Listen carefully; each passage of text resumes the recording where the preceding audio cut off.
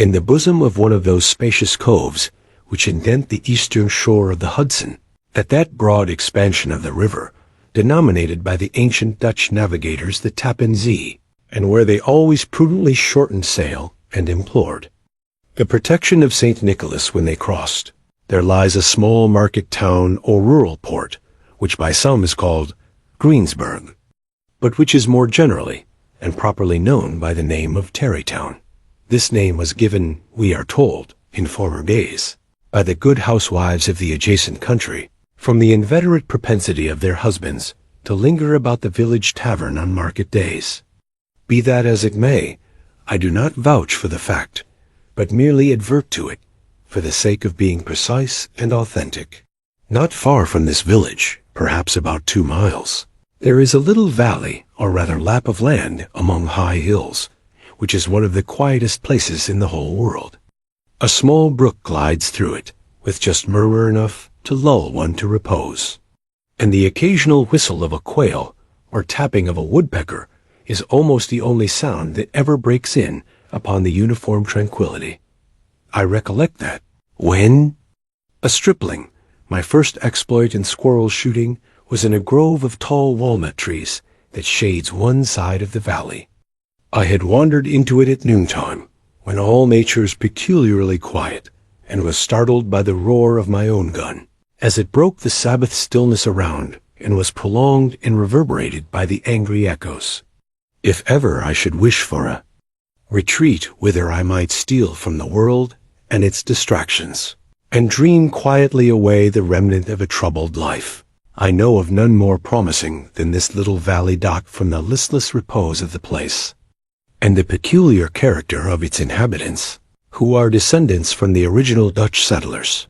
This sequestered glen has long been known by the name of Sleepy Hollow, and its rustic lads are called the Sleepy Hollow Boys throughout all the neighboring country. A drowsy, dreamy influence seems to hang over the land and to pervade the very atmosphere. Some say that the place was bewitched by a high German doctor during the early days of the settlement. Others, that an old Indian chief, the prophet or wizard of his tribe, held his powwows there before the country was discovered by Master Hendrik Hudson. Certain it is, the place still continues under the sway of some witching power that holds a spell over the minds of the good people, causing them to walk in a continual reverie. They are given to all kinds of marvelous beliefs, are subject to trances and visions, and frequently see strange sights and hear music and voices in the air. The whole neighborhood abounds with local tales, haunted spots, and twilight superstitions. Stars shoot and meteors glare oftener across the valley than in any other part of the country, and the nightmare, with her whole ninefold, seems to make it the favorite scene of her gambols. The dominant spirit, however, that haunts this enchanted region, and seems to be commander-in-chief of all the powers of the air, is the apparition of a figure on horseback without a head. It is said by some to be the ghost of a Hessian trooper, whose head had been carried away by a cannonball in some nameless battle during the Revolutionary War, and who is ever and anon seen by the country folk hurrying along in the gloom of night, as if on the wings of the wind. His haunts are not confined to the valley, but extend at times to the adjacent roads, and especially to the vicinity of a church at no great distance. Indeed, certain of the most authentic historians of those parts, who have been careful in collecting and collating the floating facts concerning this spectre, allege that the body of the trooper, having been buried in the churchyard, the ghost rides forth to the scene of battle in nightly quest of his head, and that the rushing speed with which he sometimes passes along the hollow, like a midnight blast, is owing to his being belated, and in a hurry to get back to the churchyard before daybreak. Such is the general purport of this legendary superstition, which has furnished materials for many a wild story in that region of shadows. And the spectre is known at all the country firesides by the name of the Headless Horseman of Sleepy Hollow. It is remarkable that the visionary propensity I have mentioned is not confined to the native inhabitants of the valley, but is unconsciously imbibed by everyone who resides there for a time.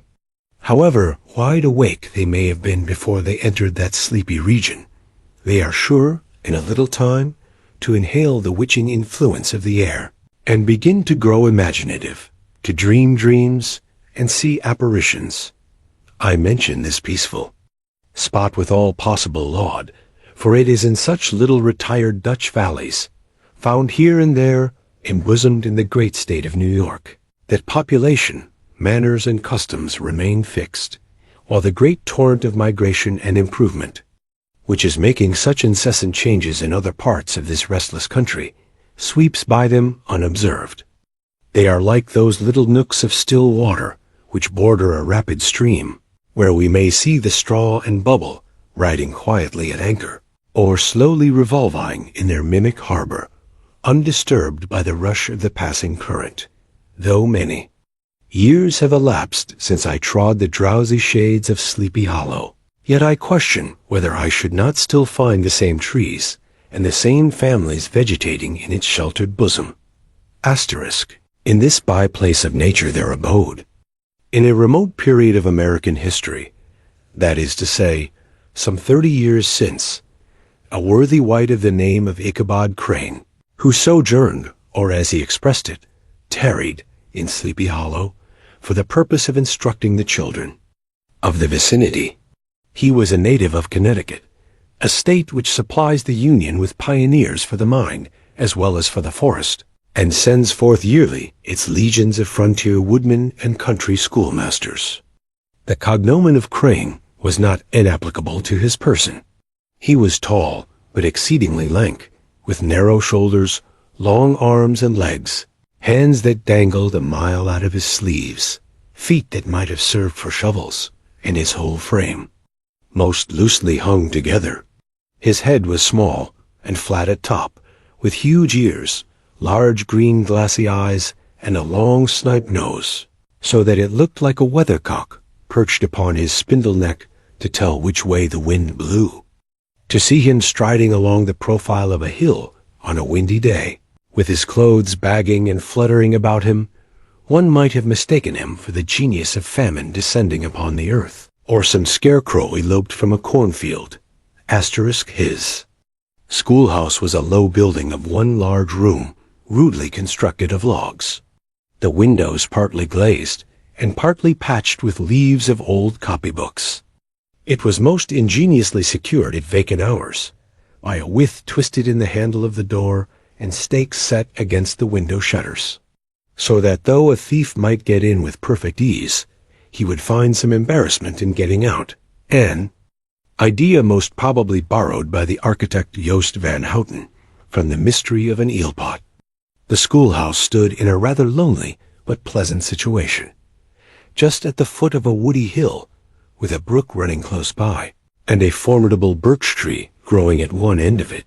From hence the low murmur of his pupils' voices, conning over their lessons, might be heard in a drowsy summer's day, like the hum of a beehive, interrupted now and then by the authoritative voice of the master in the tone of menace or command, or, peradventure, by the appalling sound of the birch as he urged some tardy loiterer along the flowery path of knowledge. Truth to say, he was a conscientious man, and ever bore in mind the golden maxim, spare the rod and spoil the child. Ichabod Crane's scholars certainly were not spoiled. I would not have it imagined, however, that he was one of those cruel potentates of the school who joy in the smart of their subjects. On the contrary, he administered justice with discrimination rather than severity, taking the burden off the backs of the weak and laying it on those of the strong. Your mere puny stripling that winced at the least flourish of the rod was passed by with indulgence. But the claims of justice were satisfied by inflicting a double portion on some little tough wrong-headed, broad-skirted Dutch urchin who sulked and swelled and grew dogged and sullen beneath the birch. All this he called doing his duty by their parents, and he never inflicted a chastisement without following it by the assurance, so consolatory to the smarting urchin, that he would remember it and thank him for it the longest day he had to live. Asterisk, when school hours were over, he was even the companion and playmate of the larger boys, and on holiday afternoons would convoy some of the smaller ones home, who happened to have pretty sisters, or good housewives for mothers, noted for the chewy comforts of the cupboard. Indeed, it behooved him to keep on good terms with his pupils. The revenue arising from his school was small, and would have been scarcely sufficient to furnish him with daily bread, for he was a huge feeder, and, though lank, had the dilating powers of an anaconda. But to help out his maintenance, he was, according to country custom in those parts, boarded and lodged at the houses of the farmers whose children he instructed. With these he lived successively a week at a time, thus going the rounds of the neighborhood with all his worldly effects, tied up in a cotton handkerchief. That all this might not be too onerous on the purses of his rustic patrons, who are apt to consider the costs of schooling a grievous burden, and schoolmasters as mere drones, he had various ways of rendering himself both useful and agreeable. He assisted the farmers occasionally in the lighter labors of their farms, helped to make hay, mended the fences, took the horses to water, drove the cows from pasture, and cut wood for the winter fire. He laid aside, too, all the dominant dignity and absolute sway with which he lorded it in his little empire, the school, and became wonderfully gentle and ingratiating. He found favor in the eyes of the mothers by petting the children, particularly the youngest, and like the lion bold, which whilom so magnanimously the lamb did hold, he would sit with a child on one knee and rock a cradle with his foot for whole hours together. In addition to his other vocations, he was the singing master of the neighborhood, and picked up many bright shillings by instructing the young folks in psalmody. It was a matter of no little vanity to him on Sundays to take his station in front of the church gallery with a band of chosen singers, where, in his own mind, he completely carried away the palm from the parson. Certain it is, his voice resounded far above all the rest of the congregation, and there are peculiar quavers still to be heard in that church, and which may even be heard half a mile off, quite to the opposite side of the mill pond, on a still Sunday morning, which are said to be legitimately descended from the nose of Ichabod Crane. Thus, by divers little makeshifts, in that ingenious way which is commonly denominated, by hook and by crook, the worthy pedagogue got on tolerably enough, and was thought, by all who understood nothing of the labor of headwork, to have a wonderfully easy life of it. The schoolmaster is generally a man of some importance in the female circle of a rural neighborhood, being considered a kind of idle, gentlemanlike personage, of vastly superior taste and accomplishments to the rough country swains, and indeed inferior in learning only to the parson. His appearance, therefore, is apt to occasion some little stir at the tea-table of a farmhouse, and the addition of a supernumerary dish of cakes or sweetmeats, or, peradventure, the parade of a silver teapot. Our man of letters, therefore, was peculiarly happy in the smiles of all the country damsels. How he would figure among them in the churchyard, between services on Sundays, gathering grapes for them from the wild vines that overran the surrounding trees, reciting for their amusement all the epitaphs on the tombstones, or sauntering, with a whole bevy of them, along the banks of the adjacent mill pond, while the more bashful country bumpkins hung sheepishly back, envying his superior elegance and address. From his half-itinerant life, also, he was a kind of traveling gazette, carrying the whole budget of local gossip from house to house, so that his appearance was always greeted with satisfaction. He was, moreover, esteemed by the women as a man of great erudition, for he had read several books quite through, and was a perfect master of Cotton Mather's History of New England Witchcraft, in which, by the way, he most firmly and potently believed. He was, in fact, an odd mixture of small shrewdness and simple credulity. His appetite for the marvelous, and his powers of digesting it, were equally extraordinary. and both had been increased by his residence in this spellbound region. No tale was too gross or monstrous for his capacious swallow. It was often his delight, after his school was dismissed in the afternoon, to stretch himself on the rich bed of clover bordering the little brook that whimpered by his schoolhouse, and there con over old Mather's direful tales until the gathering dusk of evening made the printed page a mere mist before his eyes. Then, as he wended his way by swamp and stream and awful woodland to the farmhouse where he happened to be quartered, every sound of nature at that witching hour fluttered his excited imagination. The moan of the whip-poor-will from the hillside, the boding cry of the tree-toad, that harbinger of storm, the dreary hooting of the screech-owl, or the sudden rustling in the thicket of birds frightened from their roost. The fireflies, too, which sparkled most vividly in the darkest places, now and then startled him, as one of uncommon brightness would stream across his path. And if, by chance, a huge blockade of a beetle came winging his blundering flight against him, the poor varlet was ready to give up the ghost with the idea that he was struck with a witch's token. His only resource on such occasions, either to drown thought or drive away evil spirits, was to sing psalm tunes, and the good people of Sleepy Hollow, as they sat by their doors of an evening, were often filled with awe at hearing his nasal melody, in linked sweetness long drawn out, floating from the distant hill, or along the dusky road. That another of his sources of fearful pleasure was to pass long winter evenings with the old Dutch wives, as they sat spinning by the fire, with a row of apples roasting and spluttering along the hearth, and listened to their marvelous tales of ghosts and goblins, and haunted fields, and haunted brooks, and haunted bridges, and haunted houses, and particularly of the headless horseman, or galloping Hessian of the hollow, as they sometimes called him.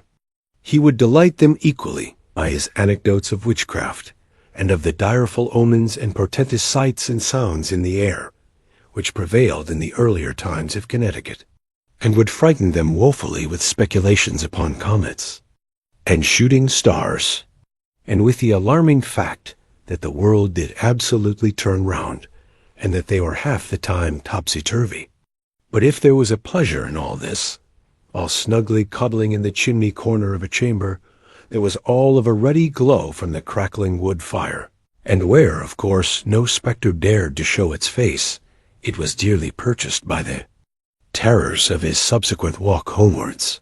What fearful shapes and shadows beset his path, amidst the dim and ghastly glare of a snowy night! With what wistful look did he eye every trembling ray of light streaming across the waste fields from some distant window! How often was he appalled by some shrub covered with snow, which, like a sheeted spectre, beset his very path! How often did he shrink with curdling awe at the sound of his own steps on the frosty crust beneath his feet, and dread to look over his shoulder, lest he should behold some uncouth being tramping close behind him!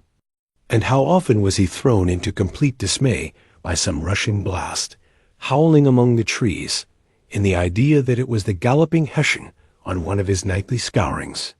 All these, however, were mere terrors of the night, phantoms of the mind that walk in darkness. And though he had seen many spectres in his time, and been more than once beset by Satan in divers shapes, in his lonely perambulations, yet daylight put an end to all these evils, and he would have passed a pleasant life of it, in despite of the devil and all his works, if his path had not been crossed by a being that causes more perplexity to mortal man than ghosts, goblins, and the whole race of witches put together. And that was a woman, among the musical disciples who assembled one evening in each week to receive his instructions in psalmody, was Katrina van Tassel, the daughter and only child of a substantial Dutch farmer. She was a blooming lass of fresh 18, plump as a partridge, ripe and melting and rosy-cheeked, as one of her father's peaches, and universally famed, not merely for her beauty, but her vast expectations. She was withal a little of a coquette, as might be perceived even in her dress, which was a mixture of ancient and modern fashions, as most suited to set off her charms. She wore the ornaments of pure yellow gold, which her great-grandmother had brought over from Sardom, the tempting stomacher of the olden time, and withal a provokingly short petticoat, to display the prettiest foot and ankle in the country round. Ichabod Crane had a soft and foolish heart towards the sex, and it is not to be wondered at that so tempting a morsel soon found favor in his eyes, more especially after he had visited her in her paternal mansion. Old Baltus Van Tassel was a perfect picture of a thriving, contented, liberal-hearted farmer. He seldom, it is true, sent either his eyes or his thoughts beyond the boundaries of his own farm, but within those everything was snug, happy, and well-conditioned. He was satisfied with his wealth, but not proud of it, and piqued himself upon the hearty abundance, rather than the style in which he lived. His stronghold was situated on the banks of the Hudson, in one of those green, sheltered, fertile nooks in which the Dutch farmers are so fond of nestling. A great elm tree spread its broad branches over it, at the foot of which bubbled up a spring of the softest and sweetest water in a little well formed of a barrel, and then stole sparkling away through the grass to a neighboring brook that babbled along among alders and dwarf willows. Hard by the farmhouse was a vast barn that might have served for a church, every window and crevice of which seemed bursting forth with the treasures of the farm. The flail was busily resounding within it from morning to night. Swallows and martins skimmed, twittering about the eaves, and rows of pigeons, some with one eye turned up, as if watching the weather, some with their heads under their wings or buried in their bosoms, and others swelling and cooing and bowing about their dames, were enjoying the sunshine on the roof. Sleek, unwieldy porkers were grunting in the repose and abundance of their pens, from whence sallied forth, now and then, troops of sucking pigs, as if to snuff the air. A stately squadron of snowy geese were riding in an adjoining pond, convoying whole fleets of ducks. Regiments of turkeys were gobbling through the farmyard, and guinea fowls fretting about it, like ill-tempered housewives, with their peevish, discontented cry. Before the barn door strutted the gallant cock, that pattern of a husband, a warrior and a fine gentleman, clapping his burnished wings and crowing in the pride and gladness of his heart, sometimes tearing up the earth with his feet, and then generously calling his ever-hungry family of wives and children to enjoy the rich morsel which he had discovered. The pedagogue's mouth watered as he looked upon this sumptuous promise of luxurious winter fare. In his devouring mind's eye, he pictured to himself every roasting pig running about with a pudding in his belly and an apple in his mouth. The pigeons were snugly put to bed in a comfortable pie and tucked in with a coverlet of crust. The geese were swimming in their own gravy, and the ducks pairing cosily in dishes, like snug married couples, with a decent competency of onion sauce. In the porkers he saw carved out the future sleek side of bacon and juicy relishing ham. Not a turkey but he beheld daintily trussed up with its gizzard under its wing, and peradventure a necklace of savory sausages. And even bright Chanticleer himself lay sprawling on his back in a side dish with uplifted claws, as if craving that quarter which his chivalrous spirit disdained to ask, while living Dot, as the enraptured Ichabod fancied all this, and as he rolled his great green eyes over the fat meadow lands, the rich fields of wheat, of rye, of buckwheat, and Indian corn, and the orchards burdened with ruddy fruit, which surrounded the warm tenement of Van Tassel, his heart yearned after the damsel who was to inherit these domains, and his imagination expanded with the idea how they might be readily turned into cash, and the money invested in immense tracts of wild land and shingle palaces in the wilderness. Nay, his busy fancy already realized his hopes, and presented to him the blooming Katrina, with a whole family of children, mounted on the top of a wagon, loaded with household trumpery, with pots and kettles dangling beneath. And he beheld himself, bestriding a pacing mare, with a colt at her heels, setting out for Kentucky, Tennessee, or the Lord knows where. When he entered the house, the conquest of his heart was complete. It was one of those spacious farmhouses, with high-ridged but lowly sloping roofs, built in the style handed down from the first Dutch settlers, the low projecting eaves forming a piazza along the front, capable of being closed up in bad weather. Under this were hung flails, harness, various utensils of husbandry, and nets for fishing in the neighboring river. Benches were built along the sides for summer use, and a great spinning wheel at one end and a churn at the other showed the various uses to which this important porch might be devoted. From this piazza, the wondering Ichabod entered the hall, which formed the center of the mansion and the place of usual residence. Here rows of resplendent pewter, ranged on a long dresser, dazzled his eyes. In one corner stood a huge bag of wool, ready to be spun. In another, a quantity of linsey-woolsey just from the loom, ears of Indian corn, and strings of dried apples and peaches, hung in gay festoons along the walls, mingled with the gaud of red peppers. And a door left ajar gave him a peep into the best parlor, where the claw-footed chairs and dark mahogany tables shone like mirrors. Andirons, with their accompanying shovel and tongs, glistened from their covert of asparagus tops. Mock oranges and conch shells decorated the mantelpiece. Strings of various colored birds' eggs were suspended above it. A great ostrich egg was hung from the center of the room, and a corner cupboard, knowingly left open, displayed immense treasures of old silver and well-mended china. From the moment Ichabod laid his eyes upon these regions of delight, the peace of his mind was at an end, and his only study was how to gain the affections of the peerless daughter of Van Tassel. In this enterprise, however, he had more real difficulties than generally fell to the lot of a knight-errant of yore, who seldom had anything but giants, enchanters, fiery dragons, and such like easily conquered adversaries to contend with, and had to make his way merely through gates of iron and brass and walls of adamant to the castle keep, where the lady of his heart was confined, all which he achieved as easily as a man would carve his way to the center of a Christmas pie. And then the lady gave him her hand as a matter of course. Ichabod, on the contrary, had to win his way to the heart of a country coquette, beset with a labyrinth of whims and caprices, which were forever presenting new difficulties and impediments.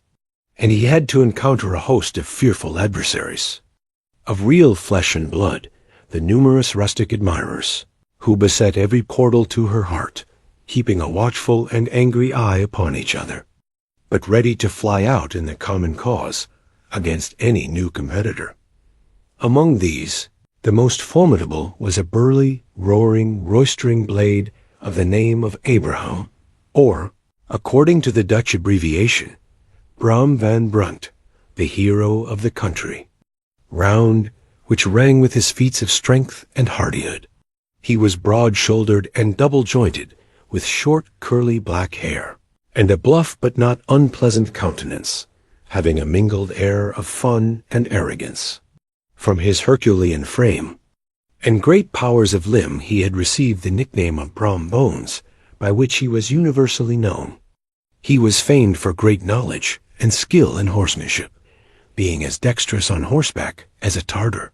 He was foremost at all races and cock-fights, and, with the ascendancy which bodily strength always acquires in rustic life, was the umpire.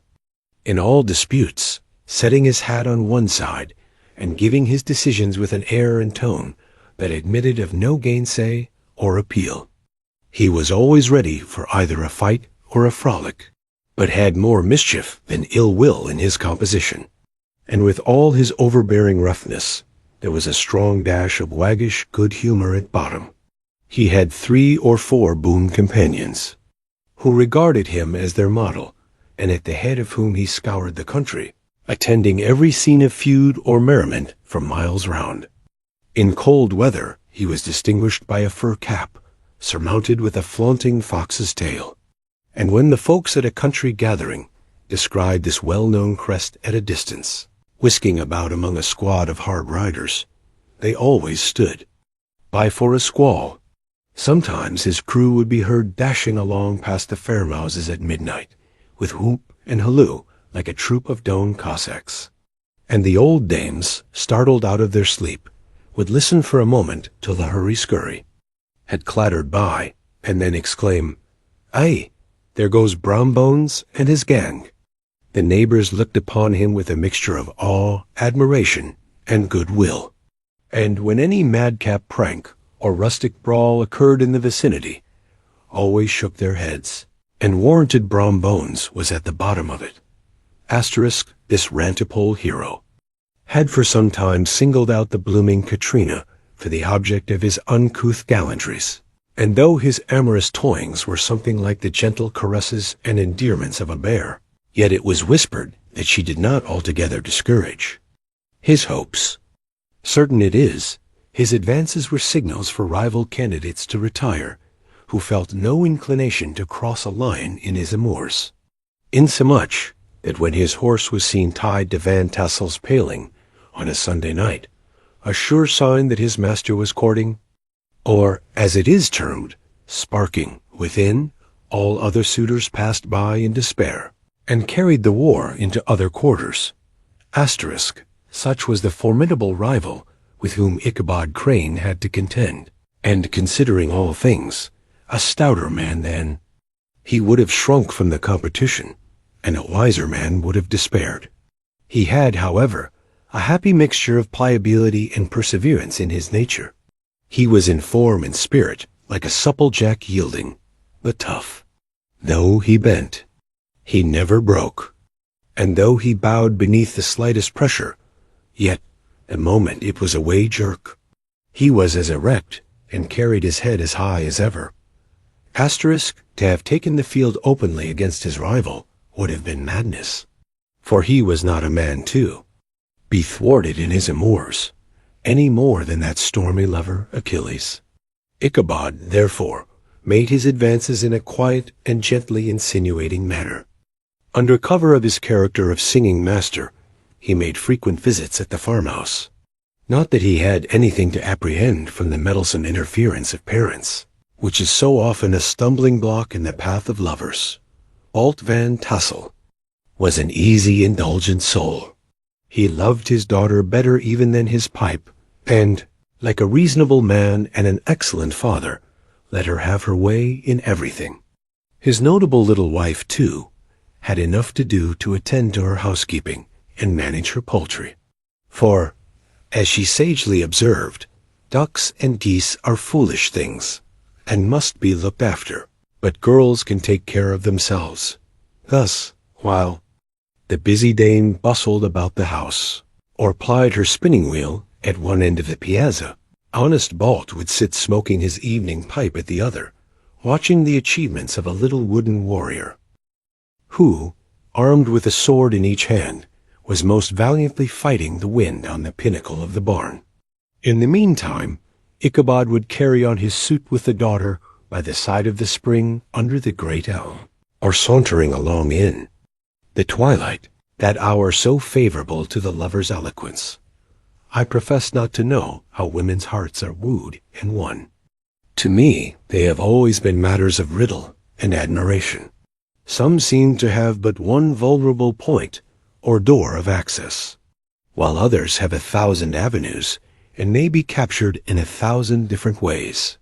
It is a great triumph of skill to gain the former, but a still greater proof of generalship to maintain possession of the latter, for man must battle for his fortress at every door and window. He who wins 1,000 common hearts is therefore entitled to some renown. But he who keeps undisputed sway over the heart of a coquette is indeed a hero. Certain it is, this was not the case with the redoubtable Brombones. And from the moment Ichabod Crane made his advances, the interests of the former evidently declined, His horse was no longer seen tied to the palings on Sunday nights, and a deadly feud gradually arose between him and the preceptor of Sleepy. Hollow Brom, who had a degree of rough chivalry in his nature, would fain have carried matters to open warfare and have settled their pretensions to the lady, according to the mode of those most concise and simple reasoners, the knights errant, of yore by single combat. But Ichabod was too conscious of the superior might of his adversary to enter the lists against him. He had overheard a boast of Bones, that he would double the schoolmaster up and lay him on a shelf of his own schoolhouse, and he was too wary to give him an opportunity. There was something extremely provoking in this obstinately pacific system. It left Brom no alternative but to draw upon the funds of rustic waggery in his disposition, and to play off boorish practical jokes upon his rival. Ichabod became the object of whimsical persecution to Bones and his gang of rough riders. They harried his hitherto peaceful domains, smoked out his singing school by stopping up the chimney, broke into the schoolhouse at night in spite of its formidable fastenings of width and window stakes, and turned everything topsy-turvy, so that the poor schoolmaster began to think all the witches in the country held their meetings there. But what was still more annoying, Brom took all opportunities of turning him into ridicule in presence of his mistress, and had a scoundrel dog whom he taught to whine in the most ludicrous manner, and introduced as a rival of Ichabod's to instruct her in PSA LMOD. Why dot in this way? Matters went on for some time, without producing any material effect on the relative situations of the contending powers. On a fine autumnal afternoon, Ichabod, in pensive mood, sat enthroned on the lofty stool from whence he usually watched all the concerns of his little literary realm. In his hand he swayed a ferule, that scepter of despotic power. The birch of justice reposed on 3 nails behind the throne, a constant terror to evildoers, while on the desk before him might be seen sundry contraband articles and prohibited weapons detected upon the persons of idle urchins, such as half-munched apples, popguns, whirligigs, fly-cages, and whole legions of rampant little paper gamecocks. Apparently, there had been some appalling act of justice recently inflicted, for his scholars were all busily intent upon their books, or slyly whispering behind them, with one eye kept upon the master, and a kind of buzzing stillness reigned throughout the schoolroom. It was suddenly interrupted by the appearance of a black man in tow-cloth jacket and trousers, a round-crowned fragment of a hat, like the cap of Mercury, and mounted on the back of a ragged, wild, half-broken colt, which he managed, with a rope by way of halter. He came clattering up to the school door with an invitation to Ichabod to attend the merrymaking or quilting frolic to be held that evening at Mynheer Van Tassel's, and having delivered his message with that air of importance and effort, at fine language, which a black man is apt to display on petty embassies of the kind, he dashed over the brook, and was seen scampering away up the hollow, full of the importance and hurry of his mission. All was now bustle and hubbub in the late quiet schoolroom. The scholars were hurried through their lessons, without stopping at trifles. Those who were nimble skipped over half with impunity, and those who were tardy had a smart application now and then in the rear to quicken their speed or help them over a tall word. Books were flung aside without being put away on the shelves. Inkstands were overturned, benches thrown down, and the whole school was turned loose an hour before the usual time, bursting forth like a legion of young imps, yelping and racketing about the green in joy at their early emancipation. The gallant Ichabod now spent at least an extra half-hour at his toilet, brushing and furbishing up his best, and indeed only suit of rusty black, and arranging his locks by a bit of broken looking-glass that hung up in the schoolhouse, that he might make his appearance before his mistress in the true style of a cavalier. He borrowed a horse from the farmer with whom he was domiciliated, a choleric old Dutchman of the name of Hans van Ripper, and thus gallantly mounted issued forth like a knight-errant in quest of adventures. But it is meet I should, in the true spirit of romantic story, give some account of the looks and equipments of my hero and his steed. The animal he bestrode was a broken-down plough-horse that had outlived almost everything but its viciousness. He was gaunt and shagged, with a away neck and a head like a hammer. His rusty mane and tail were tangled and knotted with burrs. One eye had lost its pupil and was glaring and spectral, but the other had the gleam of a genuine devil in it. Still, he must have had fire and metal in his day, if we may judge from the name he bore of Gunpowder. He had, in fact, been a favorite steed of his master's, the choleric Van Ripper, who was a furious rider, and had infused, very probably, some of his own spirit into the animal. For, old and broken down as he looked, there was more of the lurking devil in him than in any young filly in the country. Ichabod was a suitable figure for such a steed. He rode with short stirrups, which brought his knees nearly up to the pommel of the saddle. His sharp elbows stuck out like grasshoppers. He carried his whip perpendicularly in his hand, like a scepter, and as his horse jogged on, the motion of his arms was not unlike the flapping of a pair of wings. A small wool hat rested on the top of his nose, for so his scanty strip of forehead might be called, and the skirts of his black coat fluttered out almost to the horse's tail. Such was the appearance of Ichabod and his steed as they shambled out of the gate of Hans Van Ripper, and it was altogether such an apparition as is seldom to be met with in broad daylight. Out it was, as I have said, a fine autumnal day. The sky was clear and serene, and nature wore that rich and golden livery which we always associate with the idea of abundance. The forests had put on their sober brown and yellow, while some trees of the tenderer kind had been nipped by the chi. Frosts into brilliant dyes of orange, purple, and scarlet. Streaming files of wild ducks began to make their appearance high in the air.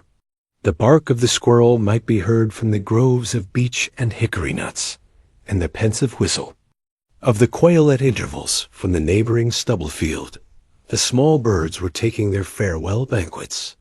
In the fullness of their revelry, they fluttered, chirping and frolicking from bush to bush and tree to tree, capricious from the very profusion and variety around them. There was the honest cock-robin, the favorite game of stripling sportsmen, with its loud querulous note, and the twittering blackbirds flying in sable clouds, and the golden-winged woodpecker with his crimson crest, his broad black gorget, and splendid plumage, and the cedar bird with its red-tipped wings and yellow-tipped tail and its little Montero cap of feathers, and the blue jay, that noisy coxcomb, in his gay light blue coat and white underclothes, screaming and chattering, nodding and bobbing and bowing, and pretending to be on good terms with every songster of the grove dot, as Ichabod jogged slowly on. His way, his eye, ever open to every symptom of culinary abundance, ranged with delight over the treasures of jolly autumn. On all sides he beheld vast store of apples, some hanging in oppressive opulence on the trees, some gathered into baskets and barrels for the market, others heaped up in rich piles for the cider press. Farther on he beheld great fields of Indian corn, with its golden ears peeping from their leafy coverts, and holding out the promise of cakes and hasty pudding, and the yellow pumpkins lying beneath them, turning up their fair round bellies to the sun, and giving ample prospects of the most luxurious of pies. And anon he passed the fragrant buckwheat fields, breathing the odor of the beehive, and as he beheld them, soft anticipations stole over his mind of dainty slapjacks, well buttered, and garnished with honey or treacle, by the delicate little dimpled hand of Katrina Van Tasseldot, thus feeding his mind with many sweet thoughts and sugared suppositions. He journeyed along the sides of a range of hills, which look out upon some of the goodliest scenes of the mighty Hudson. The sun gradually wheeled his broad disk down in the west. The wide bosom of the Tappan Zee lay motionless and glassy, excepting that here and there a gentle undulation waved and prolonged the blue shadow of the distant mountain. A few amber clouds floated in the sky without a breath of air to move them. The horizon was of a fine golden tint, changing gradually into a pure apple green, and from that into the deep blue of the mid-heaven. A slanting ray lingered on the woody crests of the precipices that overhung some parts of the river, giving greater depth to the dark gray and purple of their rocky sides. A sloop was loitering in the distance, dropping slowly down with the tide, her sail hanging uselessly against the mast. And as the reflection of the sky gleamed along the still water, it seemed as if the vessel was suspended in the air.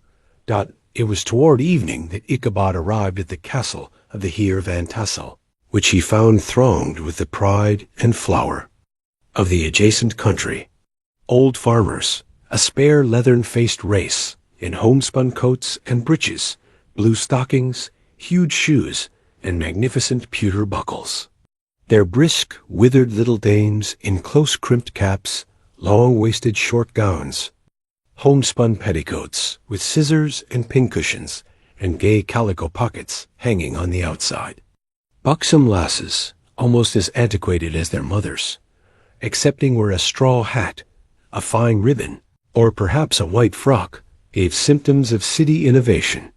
The sons, in short, square-skirted coats, with rows of stupendous brass buttons, and their hair generally queued in the fashion of the times, especially if they could procure an eel-skin for the purpose, it being esteemed throughout the country as a potent nourisher and strengthener of the hair. Brom Bones, however, was the hero of the scene, having come to the gathering on his favorite steed Daredevil, a creature, like himself, full of mettle and mischief, and which no one but himself could manage. He was, in fact, noted for preferring vicious animals, given to all kinds of tricks, which kept the rider in constant risk of his neck, for he held a tractable, well-broken horse, as unworthy of a lad of spirit. Fain would I pause to dwell upon the world of charms that burst upon the enraptured gaze of my hero, as he entered the state parlor of Van Tassel's mansion. Not those of the bevy of buxom lasses, with their luxurious display of red and white, but the ample charms of a genuine Dutch country tea-table in the sumptuous time of autumn. Such heaped-up platters of cakes of various and almost indescribable kinds, known only to experienced Dutch housewives.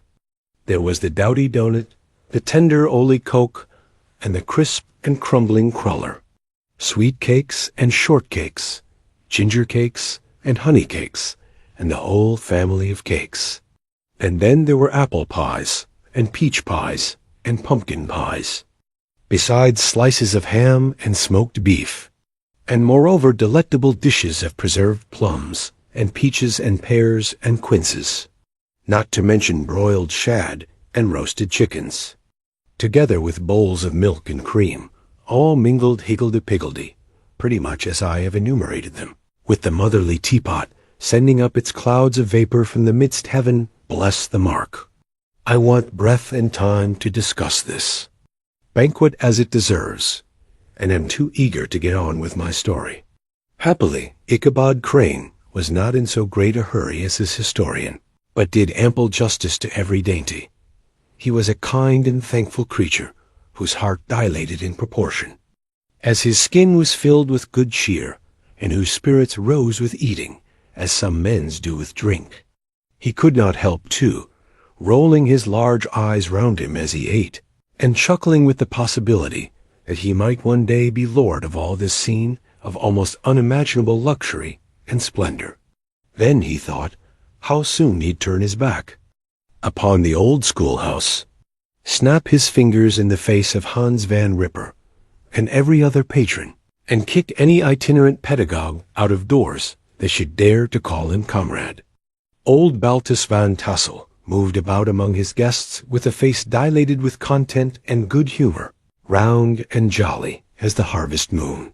His hospitable attentions were brief, but expressive, being confined to a shake of the hand, a slap on the shoulder, a loud laugh, and a pressing invitation to fall to and help themselves. And now the sound of the music from the common room, or hall, summoned to the dance.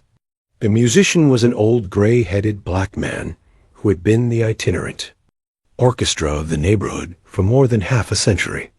His instrument was as old and battered as himself.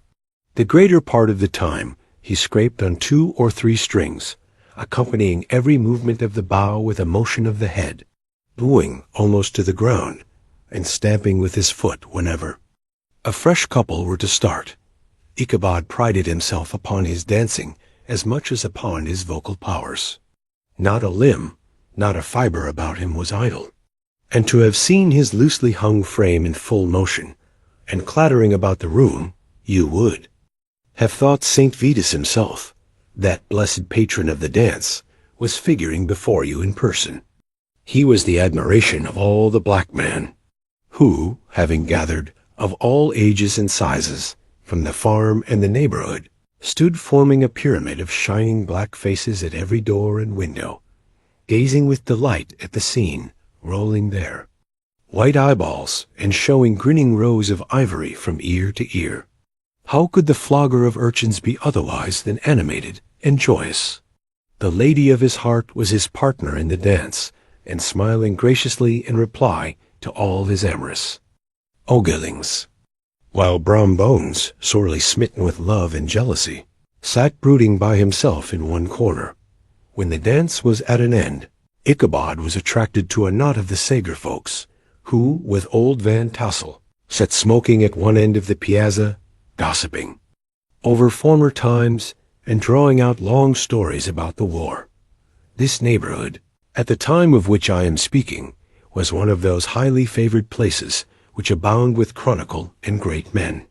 The British and American line had run near it during the war. It had, therefore, been the scene of marauding and infested with refugees, cowboys, and all kinds of border chivalry.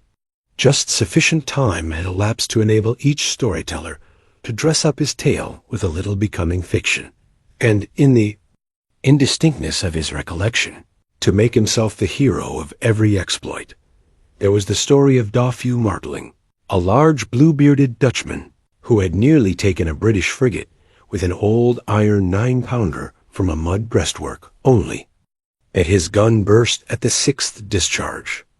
And there was an old gentleman who shall be nameless, being too rich a mynheer to be lightly mentioned, who, in the Battle of White Plains, being an excellent master of defense, parried a musket ball with a small sword, insomuch that he absolutely felt it whiz round the blade and glance off at the hilt, in proof of which he was ready at any time to show the sword, with the hilt a little bent.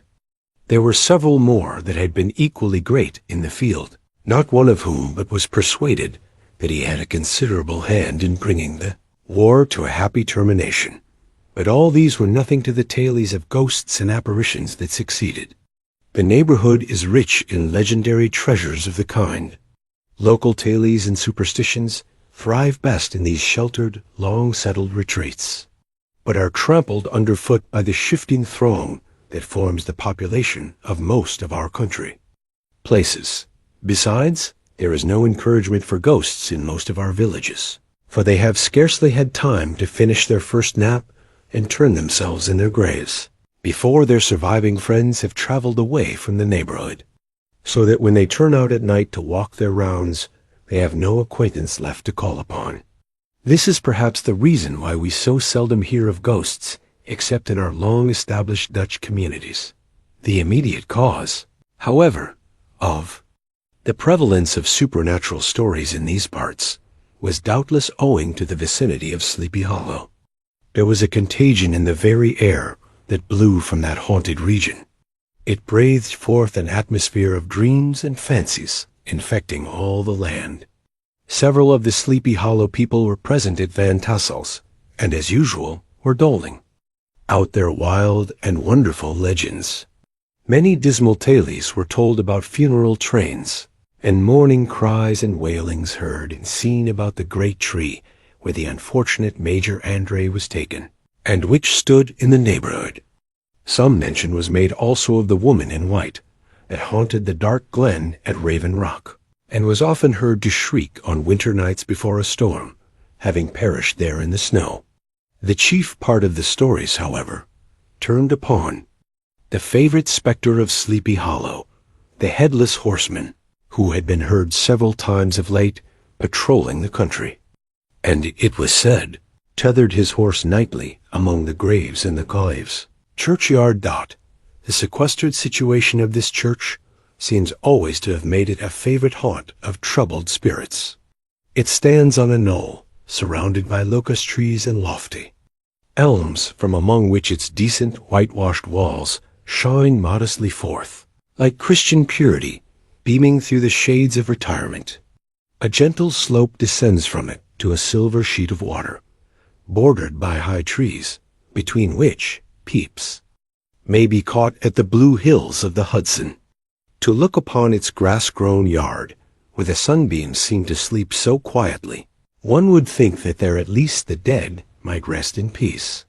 On one side of the church extends a wide woody dell, along which raves a large brook among broken rocks and trunks of fallen trees.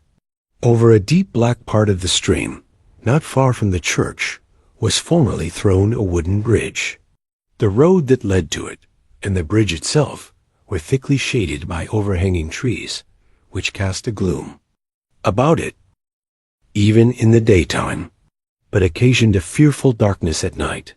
Such was one of the favorite haunts of the headless horseman, in the place where he was most frequently encountered. The tale was told of old Brower, a most heretical disbeliever, in ghosts, how he met the horseman returning from his foray into Sleepy Hollow, and was obliged to get up behind him. How they galloped over bush and brake, over hill and swamp, until they reached the bridge, when the horseman suddenly turned into a skeleton, threw old Brower into the brook, and sprang away over the treetops with a clap of thunder.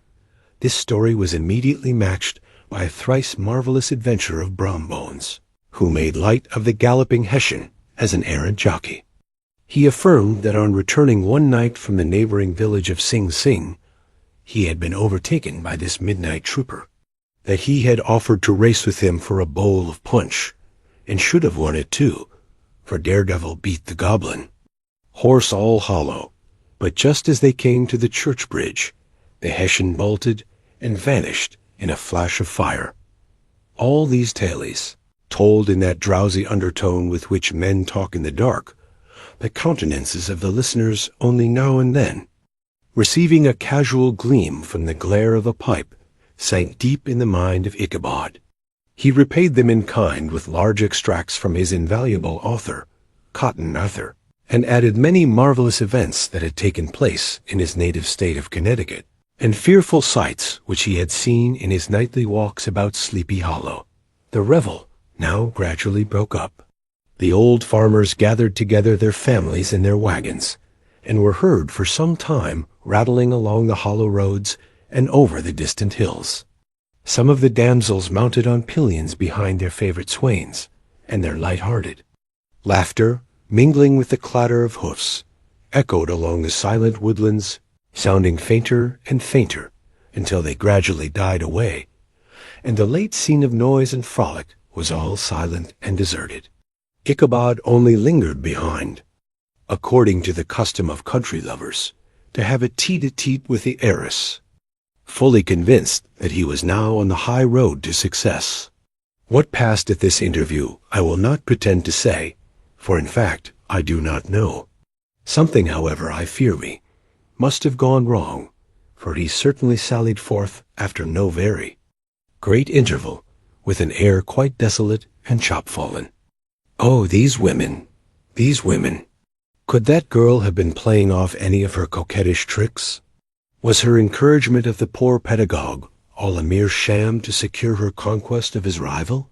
Heaven only knows, not I. Let it suffice to say, Ichabod stole forth with the air of one who had been sacking a hen-roost rather than a fair lady's heart, without looking to the right or left to notice the scene of rural wealth, on which he had so often gloated, he went straight to the stable, and with several hearty cuffs and kicks roused his steed most uncourteously from the comfortable quarters in which he was soundly sleeping, dreaming of mountains of corn and oats, and whole valleys of timothy and clover dot. It was the very witching time of night that Ichabod, heavy-hearted and crestfallen, pursued his travels homewards, along the sides of the lofty hills which rise above Tarry Town, and which he had traversed so cheerily in the afternoon. The hour was as dismal as himself. Far below him the Tappan Zee spread its dusky and indistinct waste of waters, with here and there the tall mast of a sloop, riding quietly at anchor under the land. In the dead hush of midnight, he could even hear the barking of the watchdog from the opposite shore of the Hudson, but it was so vague and faint as only to give an idea of his distance from this faithful companion of man. Now and then, too, the long-drawn crowing of a cock, accidentally awakened, would sound far, far off, from some farmhouse away among the hills, but it was like a dreaming sound in his ear. No signs of life occurred near him, but occasionally the melancholy chirp of a cricket, or perhaps the guttural twang of a bullfrog from a neighboring marsh, as if sleeping uncomfortably and turning suddenly in his bed. All the stories of ghosts and goblins that he had heard in the afternoon now came crowding upon his recollection. The night grew darker and darker. The stars seemed to sink deeper in the sky, and driving clouds occasionally hid them from his sight. He had never felt so lonely and dismal. He was, moreover, approaching the very place where many of the scenes of the ghost stories had been laid.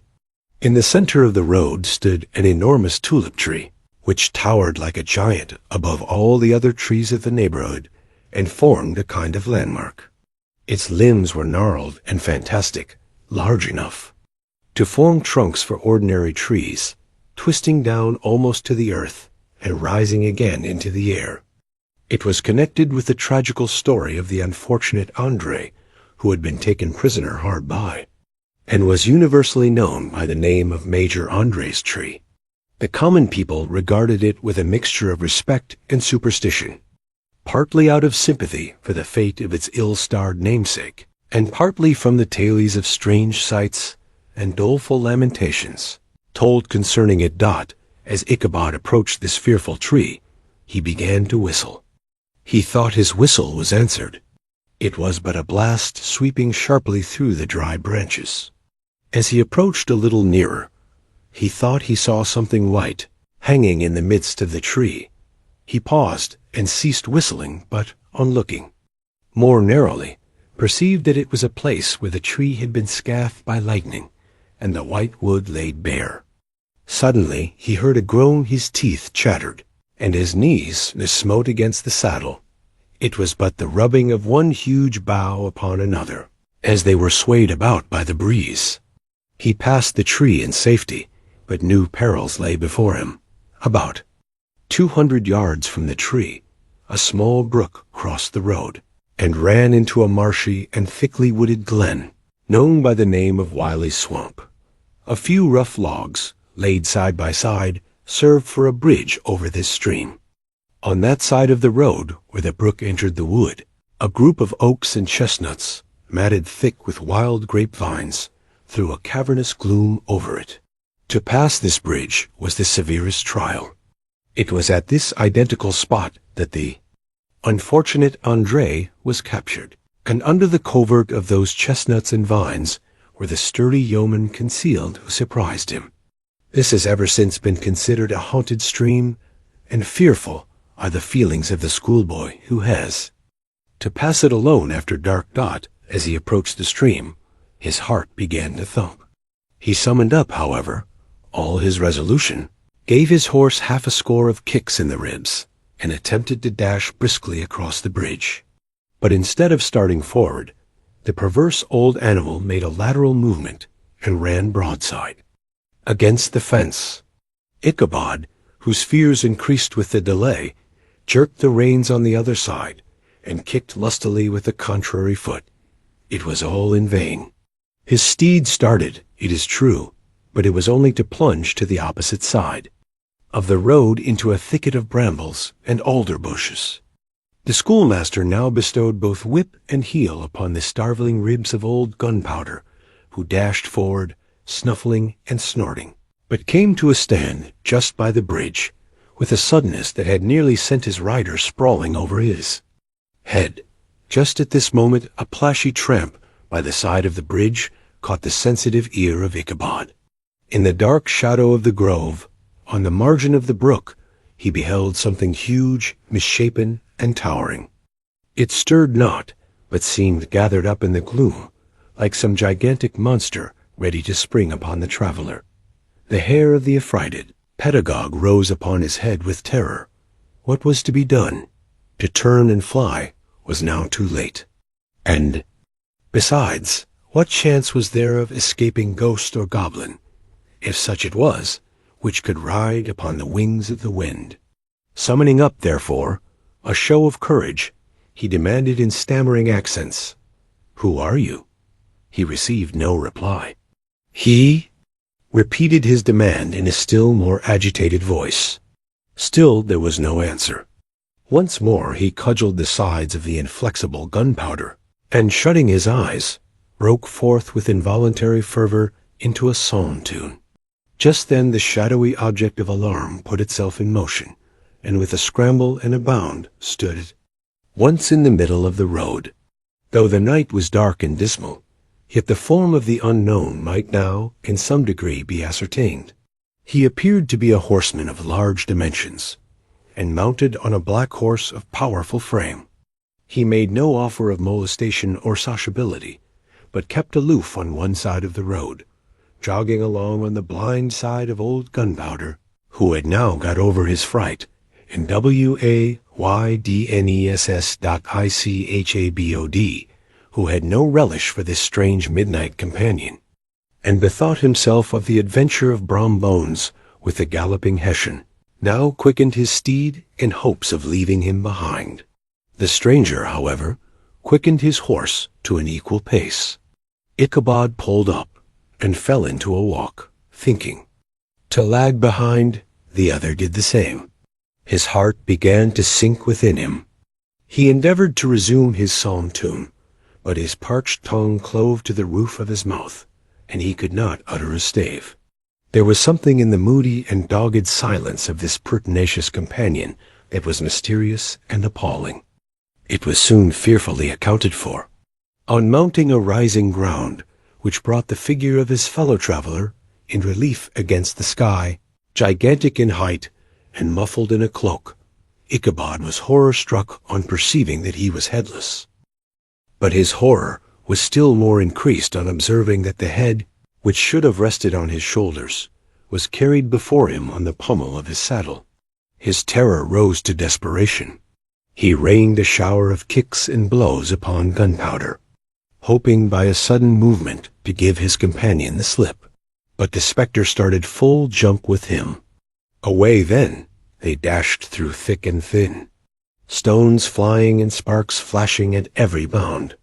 Ichabod's flimsy garments fluttered in the air as he stretched his long, lank body away over his horse's head. In the eagerness of his flight, they had now reached the road which turns off to Sleepy Hollow.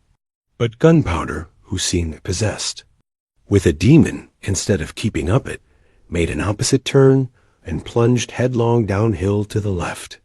This road leads through a sandy hollow shaded by trees for about a quarter of a mile, where it crosses the bridge famous in Goblin story. And just beyond swells the green knoll on which stands the whitewashed church. As yet the panic of the steed had given his unskillful rider an apparent advantage in the chase. But just as he had got halfway through the hollow, the girths of the saddle gave way, and he felt it slipping from under him. He seized it by the pommel, and endeavored to hold it firm, but in vain, and had just time to save himself by clasping old Gunpowder round the neck, when the saddle fell to the earth, and he heard it trampled underfoot by his pursuer. For a moment the terror of Hans Van Ripper's wrath passed across his mind, for it was his Sunday saddle. But this was no time for petty fears. The goblin was hard on his haunches. and unskillful rider that he was. He had much ado to maintain his seat, sometimes slipping on one side, sometimes on another, and sometimes jolted on the high ridge of his horse's backbone, with a violence that he verily feared would cleave him asunder about an opening in the trees. Now cheered him with the hopes that the church bridge was at hand. The wavering reflection of a silver star in the bosom of the brook told him that he was not mistaken. He saw the walls of the church dimly glaring under the trees beyond. He recollected the place where Brown Bones's ghostly competitor had disappeared. If I can but reach that bridge, thought Ichabod, I am safe. Just then he heard the black steed panting and blowing close behind him. He even fancied that he felt his hot breath. Another convulsive kick in the ribs, and old Gunpowder sprang upon the bridge. He thundered over the resounding planks. He gained the opposite side. And now Ichabod cast a look behind to see if his pursuer should vanish, according to rule, in a flash of fire and brimstone. Just then he saw the goblin, rising in his stirrups, and in the very act of hurling his head at him. Ichabod endeavored to dodge the horrible missile, but too late. It encountered his cranium with a tremendous crash. He was tumbled headlong into the dust, and Gunpowder, the black steed, and the goblin rider passed by like a whirlwind. Next morning the old horse was found without his saddle, and with the bridle under his feet, soberly cropping the grass at his master's gate. Ichabod did not make his appearance at breakfast. Dinner hour came, but no Ichabod. The boys assembled at the schoolhouse and strolled idly about the banks of the brook, but no schoolmaster. Hans Van Ripper now began to feel some uneasiness about the fate of poor Ichabod and his saddle. An inquiry was set on foot, and after diligent investigation they came upon his traces. In one part of the road leading to the church was found the saddle trampled in the dirt. The tracks of horses' hoofs deeply dented in the road, and evidently at furious speed, were traced to the bridge, beyond which, on the bank of a broad part of the brook, where the water ran deep and black, was found the hat of the unfortunate Ichabod, and close beside it a shattered pumpkin. The brook was searched, but the body of the schoolmaster was not to be discovered. Hans Van Ripper, as executor of his estate, examined the bundle which contained all his worldly effects.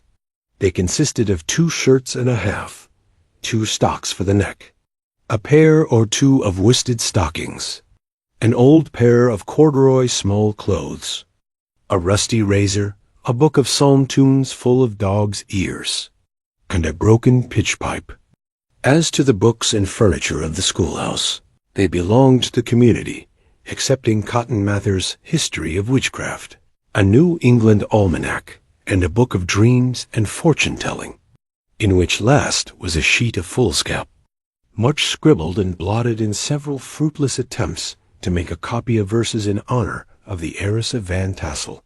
These magic books and the poetic scrawl were forthwith consigned to the flames by Hans Van Ripper, who, from that time forward, determined to send his children no more to school, observing that he never knew any good come of this same reading and writing.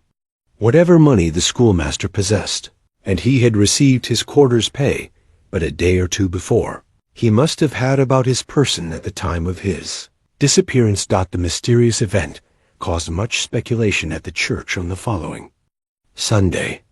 Knots of gazers and gossips were collected in the churchyard, at the bridge, and at the spot where the hat and pumpkin had been found. The stories of Brower, of Bones, and a whole budget of others were called to mind, and when they had diligently considered them all, and compared them with the symptoms of the present case, they shook their heads and came to the conclusion that Ichabod had been carried off by the galloping Hessian. As he was a bachelor, and in nobody's debt, nobody troubled his head any more about him. The school was removed to a different quarter of the hollow, and another pedagogue reigned in his stead. It is true, an old farmer who had been down to New York on a visit several years after, and from whom this account of the ghostly adventure was received, brought home the intelligence that Ichabod Crane was still alive, that he had left the neighborhood partly through fear of the goblin and Hans Van Ripper, and partly in mortification at having been suddenly dismissed by the heiress, that he had changed his quarters to a distant part of the country, had kept school and studied law at the same time, had been admitted to the bar, turned politician, electioneered, written for the newspapers, and finally had been made a justice of a 10-pound court. Brown Bones, too, who, shortly after his rival's disappearance, conducted the blooming Katrina in triumph to the altar, was observed to look exceedingly knowing whenever the story of Ichabod was related, and always burst into a hearty laugh at the mention of the pumpkin, which led some to suspect that he knew more about the matter than he chose to tell. The old country wives, however, who are the best judges of these matters, maintain to this day that Ichabod was spirited away by supernatural means. And it is a favorite story often told about the neighborhood round the winter evening fire. The bridge became more than ever an object of superstitious awe, and that may be the reason why the road has been altered of late years, so as to approach the church by the border of the mill pond. A schoolhouse being deserted soon fell to decay, and was reported to be haunted by the ghost of the unfortunate pedagogue, and the plowboy, loitering homeward of a still summer evening, has often fancied his voice at a distance, chanting a melancholy song tune among the tranquil solitudes of Sleepy Hollow.